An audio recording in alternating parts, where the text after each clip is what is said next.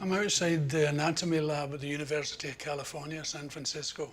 If you're ever thinking on donating your body to science, you'd be encouraged by this board over here. These are letters to the dead people, to the donors of the bodies, from the students after they've worked on them. It's a totally unique thing, commemorating the help they gave them. Look at, for instance, dearest Jerry, that's the dead guy. We are deeply grateful to have had the opportunity to learn from you. We greatly appreciate your contribution to our incredible and unique anatomy lab experience. The three of us are forever bonded. Tricia and Siobhan, love. P.S. Your tattoos are badass. In your 91 years, I'm sure you gave many gifts, but I can only thank you for your last. I'll never be able to repay you in full, but I know that any life I change in my future career, any grace my patients may see in my hands will be in your debt. Thank you. How about that? See, I thought they just sawed people up and laughed. And some dead guys. Hello. Hello, how are you? That's good. Exciting. Who's this? Is it? The least I can do is say hello to each other. Yeah. One of our teaching friends. Yes. That's good. Well, I was just reading those cards outside. It's extraordinary. It is, yeah. It's totally shattered my illusion of what it would be. You know, I thought they were cutting bits off and throwing them across the room and having a laugh. Oh, no. Exactly the opposite. Because a guy once told me in Glasgow that testicles were flying across the room. Well, that's Glasgow. I mean, this is San Francisco. Whoa! No, it's a little bit different there.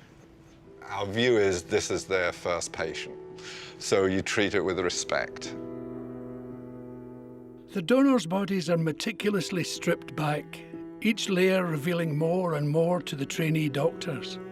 Finally, after a full academic year, families, friends, and the young doctors gather for a memorial service over the few remains that are left.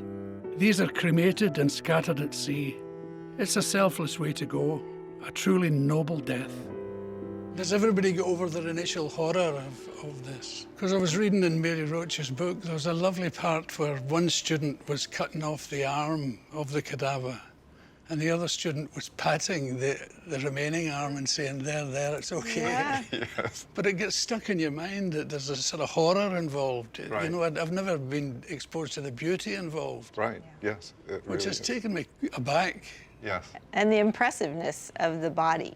Yeah. Periodically, we will have cadavers that are 98 years old. They're in great shape. So Oh, I they meant to are ask you the that. next How old step. do you need to be, or how young do you need to be? The oldest person we have here is 101 years old. I find myself kind of going off the idea as I get closer to the finishing line. As I become uglier and uglier. I don't want anybody to see my saggy old tits. You don't view it like that. No, you'll be okay. The idea is that the reason that you're doing anatomy is to learn the inside of the body so you can be a better physician. I think this whole process is this interesting thing about this interface between life and death that, you know, even though the cadavers, the donors are dead, we're thinking more about the living and how we can inform the living and help the living.